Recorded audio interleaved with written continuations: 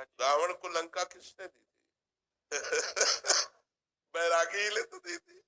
अरे आप चिता भस्मा लेपो गरल वस्त्रम दिक्पट धरो जटाधारी कंठे भुजगपतिहारी पशुपति, लेकिन उनके मित्र है कुबेर जो चरण सेवक है। भगवान शंकर का सख्य भाव स्वीकार करते हैं कुबेर, तो त्रिभुवन का धनी बना दिया। कई बार कैलाश को उठाकर अपनी भुजाओं से भगवान शिव को प्रसन्न कर लिया, तो लंका प्रदान कर दी। पूरी सोने की थी, पूरी ईंट नहीं लगी हुई थी, केवल स्वर्णमयी लंका थी। ये महाराज लगाते चिता की भस्म है, लेकिन देते खूब माल है। आप चिंता मत करो, ये मत समझो कि बट वृक्ष के नीचे रहते हैं, चिता की भस्म लगाते हैं, सर्पों की माला पहनते हैं। इनके पास क्या है? ब्रह्मा भी चरण वंदना करते हैं, सनकादि चरण वंदना करके जिनके सामने बैठते हैं वो भगवान शिव है। आप चिंता न करो कि वैरागी हमें कैसे देंगे, वो वही सब वैभव देते हैं।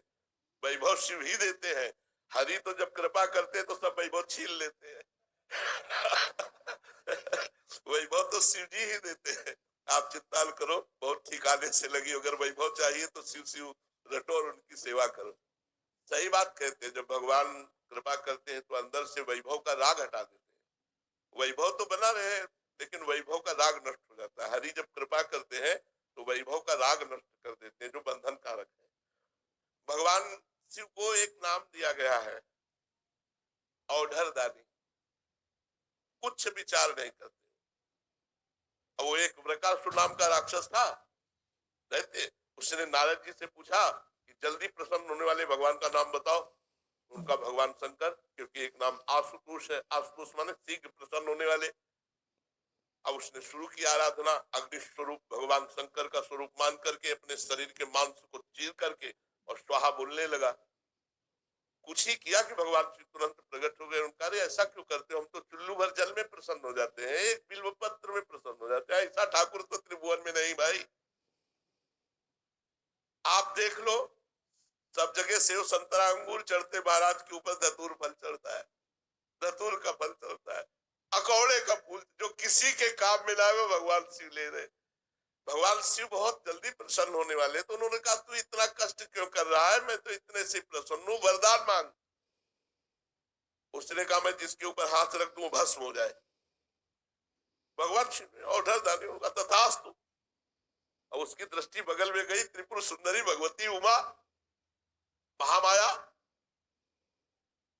उसने सोचा पहले बाबा के ऊपर हाथ रख के देखे, जिन्होंने हमको वरदान दिया उन्हीं के ऊपर हाथ, और उसकी दृष्टि बदल गई जगदम्बा के प्रति, और वो भगवान शिव के ऊपर हाथ रखने के लिए चला।